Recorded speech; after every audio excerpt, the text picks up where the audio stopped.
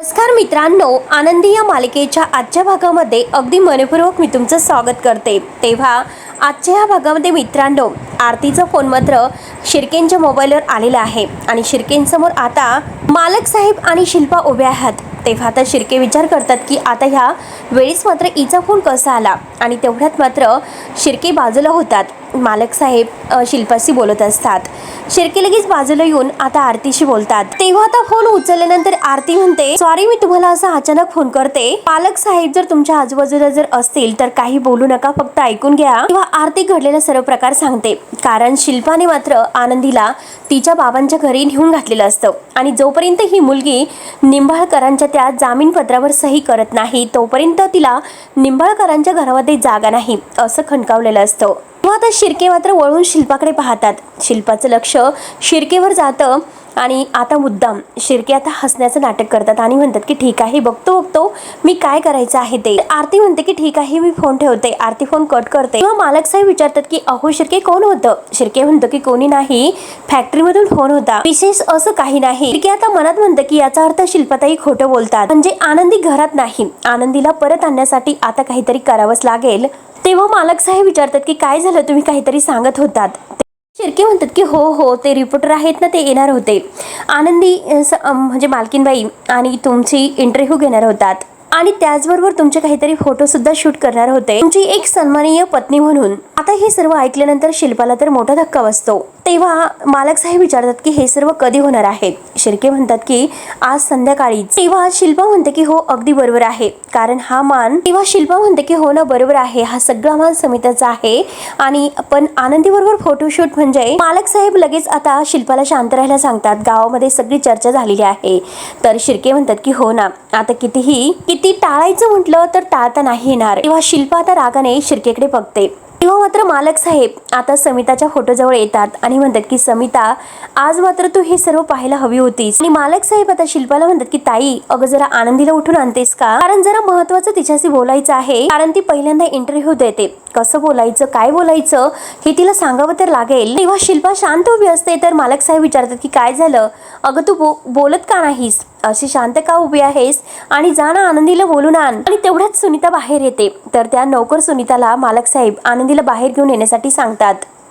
तेव्हा सुनीता शिल्पाकडे पाहते आणि शिल्पा सुनीताकडे। तेवढ्याच सुनीता तत आणि मालक साहेब असं म्हणते। मालक विचारतात की काय झालं सुनीता, तत मम असं का करतेस आणि तुम्ही दोघेही असं शांत का उभे आहेत, काय झालं? आणि तेवढ्याच शिर्के विचारतात की काय झालं ताई साहेब, अहो सुनीता आनंदीला बोलवायला का जात नसेल? तेवढ्यात आता शिल्पा म्हणते की अरे युगंधर, हे बघ खरं म्हणजे माझ्या डोक्यातूनच हे निघून गेलं। अरे तुला सांगायचंच राहून गेलं की आनंदी माहेर गेली, अरे तुला सांगायचंच विसरलं की आनंदी सकाळीच माहेर गेली। आणि सुनीताला म्हणते की हो ना सुनीता।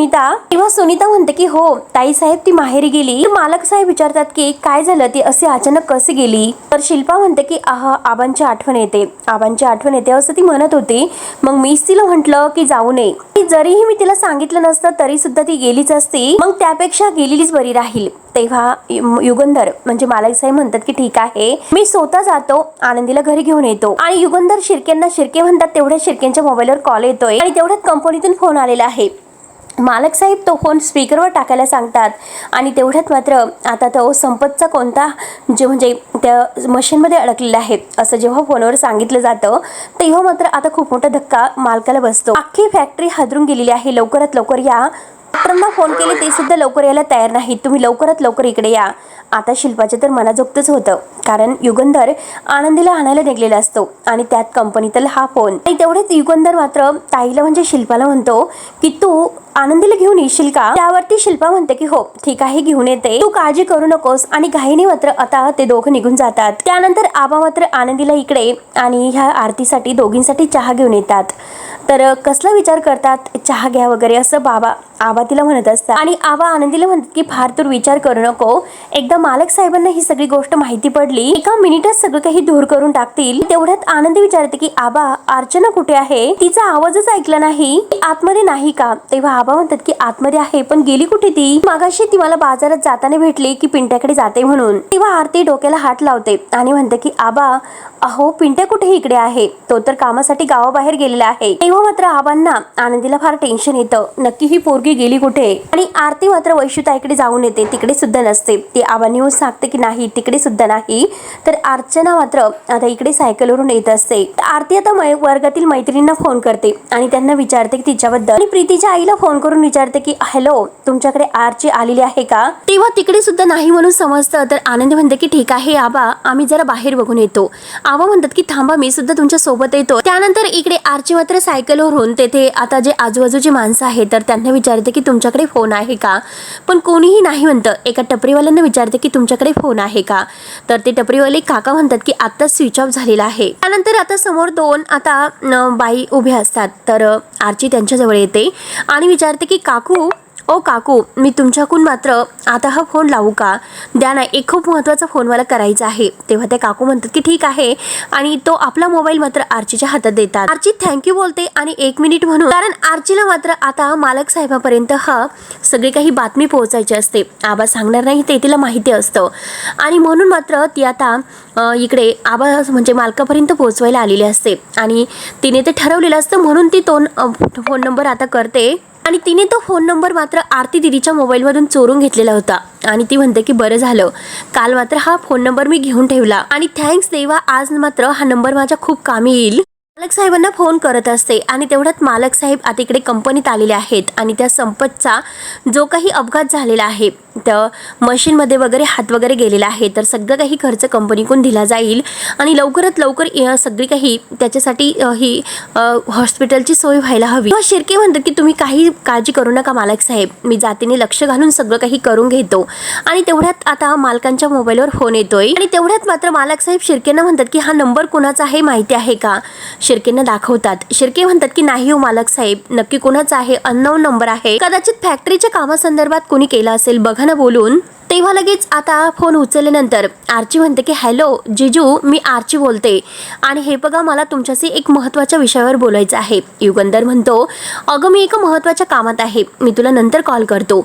आरची म्हणते की नाही, फोन कट करू नका, मला तुमच्याशी महत्त्वाचं बोलायचं आहे. आणि हे बघा, मी रिकाम टेकडी नाही, तुमच्याशी टाइमपास करायला मी फोन केलेला नाही. मी पण आता रिकाम टेकडी नाही, आता तुमच्यासाठी खूप महत्त्वाच्यासाठी फोन केलेला आहे की तुमच्या मागे मात्र तुमच्या घरामध्ये. तेवढ्यात आता युगंधर म्हणतो की अगं मी सांगितलं ना मी महत्त्वाच्या कामात आहे, मी तुला नंतर कॉल करतो. आणि तेवढ्यात आता फोन तो ठेवतो. तर इकडे आरची हॅलो हॅलो करत असते. शिर्के विचारतात की काय झालं, काय म्हणत होती? तर मालक साहेब म्हणतात की काय सारखी बडबड करत असते, जिजू जिजू जिजू. तेव्हा आता कट केल्यानंतर आरचीला फारच राग येतो. आरची म्हणते की ठीक आहे, कट केला फोन, तुम्ही असाल हट्टी पण तुमची ही मिहुनी मात्र डबल हट्टी आहे, लक्षात ठेवा मी सुद्धा काय करते ते. त्यानंतर इकडे आबा, आनंदी आणि आरती, आता ही आरची कुठे गेली असेल म्हणून सगळेजण तिला शोधत असतात. आणि तेवढ्यात तेथे आता शिल्पा येते. शिल्पाला बघून मात्र आता आबा म्हणतात की तुम्ही आता आनंदी आणि आरती, आनंदीला तर काही दिसत नसतं परंतु आरती रागाने पाहत असते आणि आबांना सुद्धा राग येतो हे शिल्पाताई आल्यानंतर. तेवढ्यात आता ही शिल्पाताई तोरेतच पुढे येते आणि म्हणते की अरे वा, तुमची मुलगी तर इथे मजा करते. आबा आता रागानेच विचारतात की शिल्पाताई तुमचं काम काय आहे? शिल्पा म्हणते की हो सांगते. तेव्हा आता लगेच शिल्पा आनंदीच्या समोर येते आणि म्हणते की कसं आहे की माझ्या भावाने तुझ्याबरोबर लग्न केलं आणि आम्ही तुझा स्वीकार करो किंवा न करो, आणि ह्या समाजासाठी आणि ह्या मीडियासाठी तू मात्र त्याची अधिकृत बायको आहे. आणि आज मात्र आमच्या घरी माझ्या भावाचा सत्कार आहे म्हणून आज घरामध्ये तुमच्या दोघांचा फोटोशूट आहे आणि त्यासाठीच मी तुला घ्यायला आले तुझ्या ह्या झोपडीतून आमच्या राजमहालात. आणि कळलं का तुला? तेव्हा आनंदी काहीच बोलत नसते परंतु ही शिल्पा परत म्हणते की अगं गैरसमज करून घेऊ नकोस आणि वाईट सुद्धा अजिबात वाटून घेऊ नको की मी तुला माफ केलं म्हणून. म्हणजे हे बघ, तुझ्यावर प्रेम होतं नाही आलं आणि तू पेपरवर साईन केलं नाही तरी चालेल, माझा नाईलाज आहे म्हणून मी तुला घ्यायला आले. आणि एक गोष्ट मात्र लक्षात ठेव, साईन केल्याशिवाय मात्र या शिल्पाच्या कचाट्यातून सुटणं हे अशक्य आहे. आणि तोऱ्यातच आता आनंदीला म्हणते की चला निघा लवकर. आणि तेवढ्यात आता शिल्पा तोऱ्यातच पुढे जाते. तर आनंदी आबांना म्हणते की आबा, ओ आबा, आज मालक साहेबांचा सत्कार आहे. तेव्हा आबा म्हणतात की हो पोरी, जा पोरी तू, त्यांचा मान आहे, तू सासरी जा आणि तुझं कर्तव्य पार पाड. तेवढ्यात आनंदी मात्र आबांच्या पाया पडते. बाबा तिला आशीर्वाद देतात. त्यानंतर आरती आनंदीला म्हणते की काळजी घे आणि जपून राहा, काही जर वाटलं तर फोन कर. आणि आता आनंदी हो बोलून आता निघून जाते. तेव्हा आरती म्हणते की आबा, अहो आनंदी सासरी गेली, पण आरचीचं काय, आरची कुठे गेली, तिला कुठे शोधायचं आता. तेव्हा आता आबा म्हणतात की हो मला माहिती आहे की नक्की फॅक्टरीमध्ये गेली असणार. म्हणून आता आरती म्हणते की चला आबा आपण तिकडे फॅक्टरीमध्ये जाऊयात, तिला शोधूयात. त्यानंतर इकडे आरची मात्र आता फॅक्टरीवरच येते आणि युगंधर आणि शिर्के गाडीतून येत असतात. तर आरची त्यांच्या गाडीसमोर येते आणि गाडीला धडकणार तोच लगेच गाडी थांबली जाते. तर युगंधर रागाने आता खाली उतरतो आणि म्हणतो की काय ग अगं गाडी खाली आली असती ना. तेव्हा लगेच आरची म्हणते की हो हो आले असते आणि तुमच्या मनासारखं झालं असतं, तुमचं गिफ्ट सुद्धा वाचलं असतं आणि तुमचे कान पिरगळणारी एक मेहुणी देवाघरी गेली असती. युगंधर म्हणतो की बोल आता तुला काय सांगायचं आहे. तेव्हा आरची म्हणते की हो मला तुम्हाला केव्हापासून हेच ओरडू सांगायचं आहे, मी फोनवर सुद्धा तेच सांगते की मला तुमच्याशी महत्वाचं बोलायचं आहे म्हणून. तुम्ही फक्त माझा फोन सारखं सारखं कट करतात, सारखं सारखं मात्र फोन का कट करतात हो. मला तर असं वाटलं की आम्ही गरीब आहोत म्हणून तुम्हाला आमच्या भावनांची काही गरज नाही आणि तुम्हाला कदर नाही. तुम्हाला माहिती होतं की आमच्याकडे कोण आलं होतं, काय धुमाकूळ घालून गेलं ते. तेव्हा मात्र आता युगंधर म्हणतो की आरची अगं जे काही आहे ना ते 3 शब्दात बोल. आरची म्हणते की 3 शब्दात नाही होणार. युगंधर म्हणतो की हो जे काही आहे ते जरा स्पष्टच बोल, पण पटकन बोल. आणि तेवढ्यात मात्र आता आरची म्हणते की आमच्या घरी मागाशी ते शिल्पा असं म्हणणार तोच लगेच आबा आणि आरती लगेच ओरडतच येतात की अगं आरची चल घरी.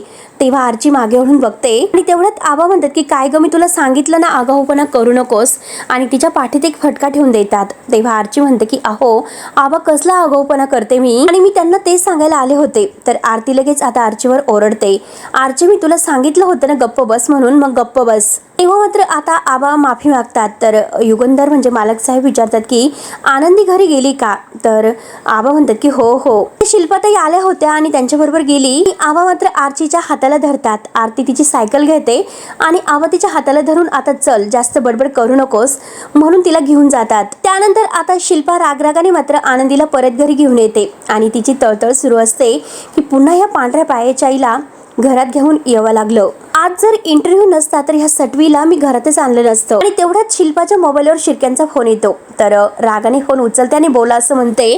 तर शिर्के म्हणतात की अहो हे बघा तुम्हाला मात्र एक अपडेट द्यायचा होता. आज संध्याकाळी जो काही मीडिया इंटरव्ह्यू होणार होता. तर शिल्पा म्हणते की हो मला माहिती आहे, लक्षात आहे. शिर्के म्हणतात की अहो तो कॅन्सल झाला. आता हे ऐकल्यानंतर शिल्पाला धक्काच बसतो, कारण हा सगळा काही शिर्केंचा डाव असतो आनंदीला घरात आणण्यासाठी. तेव्हा शिल्पा म्हणते की काय बोलतात.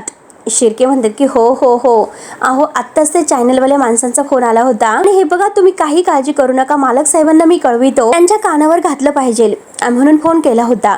शिल्पा रागानेच त्याला फोन ठेवायला सांगते. शिर्के म्हणतात की हो हो ठेवला. आणि शिर्के आता फोन ठेवून स्वतःच्या असतात, कारण बरोबर त्यांनी शिल्पाला वटणीवर आणलेलं असतं. तेव्हा आनंदी मात्र आता किचन घरात जायला निघते. तर शिल्पा तिच्यावर ओरडते की काय ग कुठे निघाली, तेथेच थांब. ती काय खोलीत निघालीस की काय, दमलेली आहे की काय, जास्त आराम करायचा आहे का, आणि जरा थोड्या वेळाने आराम कर, मला जरा तुझ्याशी महत्वाचं बोलायचं आहे. आणि आनंदीच्या हाताला धरून तिला आरामशीर आता मात्र सोप्यावर बसवते. बस जरा आरामात बस. आणि हे बघ सरकारी वकील आलेले आहेत. वकील साहेबांना आवाज देते की वकील साहेब अहो या ना. वकील आता आत येतात आणि आनंदीला म्हणते की आनंदी अगं तू इतकं टेन्शन घेऊ नको, कसं आहे की तुझं आणि युगंधरचं लग्न झालेलं आहे आणि हे बघ संध्याकाळी इंटरव्ह्यू आहे, तुला सुद्धा जगाला तोंड दाखवायचं आहे म्हणून ते तुझं मॅरेज सर्टिफिकेट बनवायला आलेले आहेत. आणि लगेच वकील साहेबांना म्हणते की वकील साहेब अहो या ना.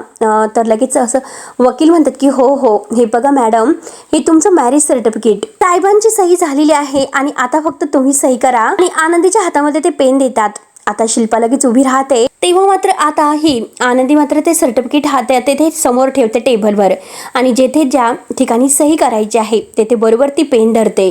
तर शिल्पा आता खूपच खुश होते. शिल्पा आता मनात म्हणते की बरोबर मी शाळा केलीस, कारण आता मात्र मी मॅरेज सर्टिफिकेट दाखवून त्यावर तुझ्या सह्या घेत आहे, परंतु हे मॅरेज सर्टिफिकेट नसून विद्याधर जो काही जामीन अर्ज आहे त्यावर मी तुझ्या सह्या घेत आहे आणि शेवटी मी विद्याधरची सुटका करून घेणार आहे. सगळं काही तुला फसून या सह्या मी घेत आहे. तर मी तेवढ्यात आनंदी सही करणार, परंतु परत ती म्हणते की 1 मिनिट. तेव्हा आनंदी म्हणते की ह्या कागदावर सही करण्याच्या अगोदर तुम्ही हा मजकूर आहे एकदा मोठ्याने वाचून दाखवताल का? तेव्हा शिल्पा तर लगेच डोळे मोठे करून पाहत असते आणि शिल्पा आता मनात म्हणते की ही पोरगी 2 पाऊल पुढेच आहे. आणि तेवढ्यात आता वकील म्हणतात की हो हो मॅडम, मी तुम्हाला वाचून दाखवतो. तेव्हा वकील साहेब मात्र आता खोटी शिफारस वाचतात आणि म्हणतात की मी आनंदी निंबाळकर, पूजेच्या आणि देवाच्या साक्षी आणि कायद्याला सांभाळून मात्र मी युगंधर निंबाळकर यांना शरीर पती म्हणून स्वीकार करत आहे. तेव्हा वकील साहेब सगळं काही आता आनंदीला खोटं वाचून दाखवतात. तर शिल्पा आता हसत असते आणि सगळं काही वाचून झाल्यानंतर आता वकील साहेब म्हणतात की सही करतात ना?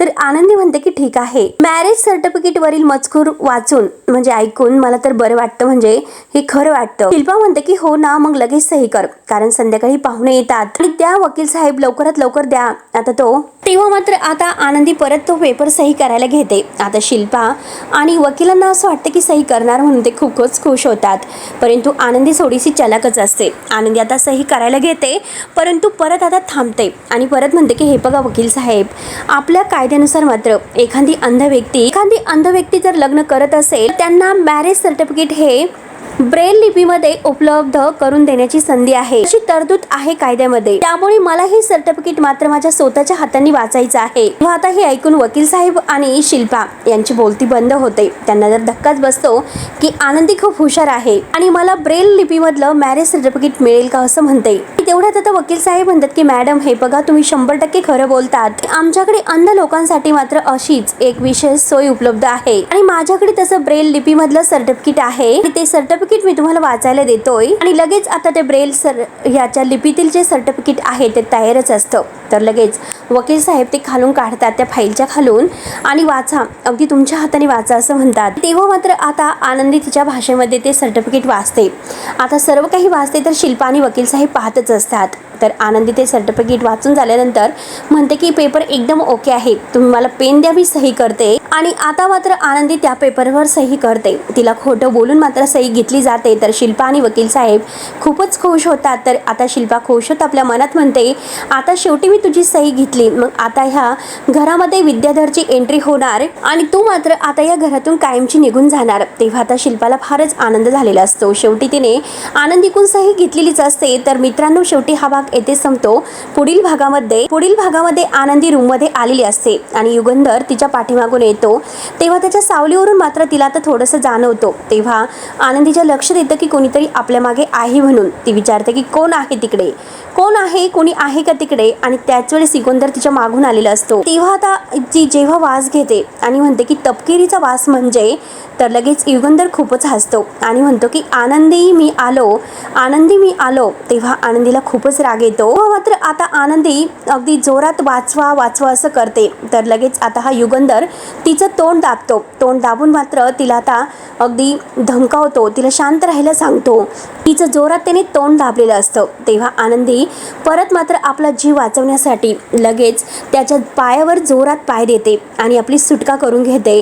तेव्हा युगंधर तिच्या मागे पळत असतो. तर आनंदी वाचवा असं करत असते आणि शेवटी मात्र आता जेव्हा युगंधर आणि घरातील सगळेजण बाहेर येतात, आनंदी डायरेक्ट युगंधरच्या मिठीत जाऊन पडते आणि ती खूप घाबरलेली दिसते. तेव्हा आता शिल्पाला तर धक्काच बसतो. मात्र आता युगंधर आनंदीला मिठीत घेतो आणि रागाने मात्र ह्या विद्याधरकडे पाहत असतो.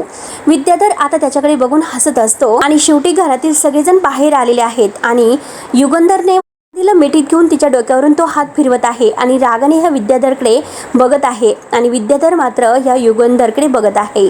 तेव्हा मात्र आता युगंधर विद्याधरला काय शिक्षा देतो? आता आनंदीला फसून त्याने शिल्पाने त्याची सुटका केलेली आहे हे जेव्हा आता युगंधरच्या लक्षात येणार आहे आणि आनंदी हे सर्व युगंधरला सांगणार आहे. तर तेव्हा मित्रांनो, पुढे नक्की काय होणार आहे हे बघायला विसरू नका. तोपर्यंत धन्यवाद.